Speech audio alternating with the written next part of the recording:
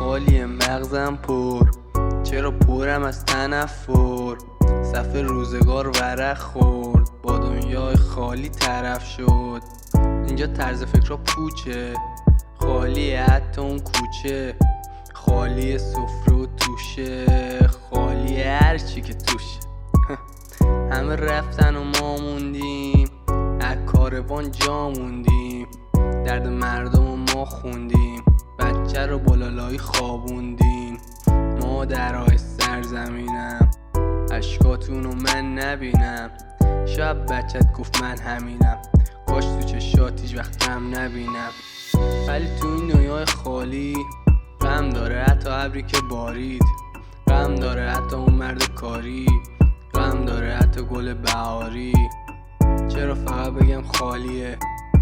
ببین خودم پرش میکنم، میخوام همه واسم دلاشن، میخوام نگم خواهش میکنم. ببین یه وقتایی تو میخوای ولی هیچی نیست، شاید بگی بدون هیچی که نمیشه کاری کرد، ولی نه، تو یه چیزی داری، تو خواستن رو داری و اگه اراده کنی میتونی دنیای خالی تو پر کنی.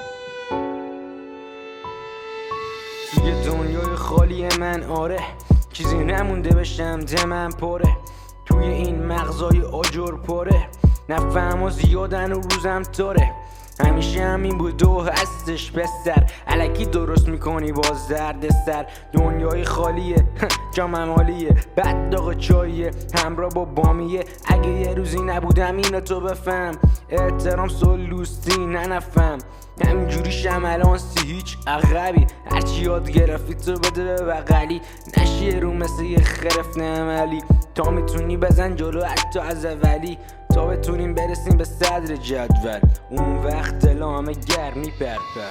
من میخوام به اوج برسم ولی یه مش بیمخ بیرسم، باید جا باشن اونا همراه من باشن، کلا هشیار میکنم من همتونو، کاریم ندارم با همتونو، فقط یه ذره تلاش لازمه، موفقا همه براشون حازمه.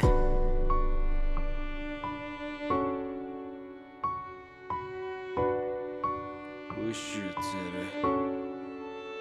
Tiber on the beat.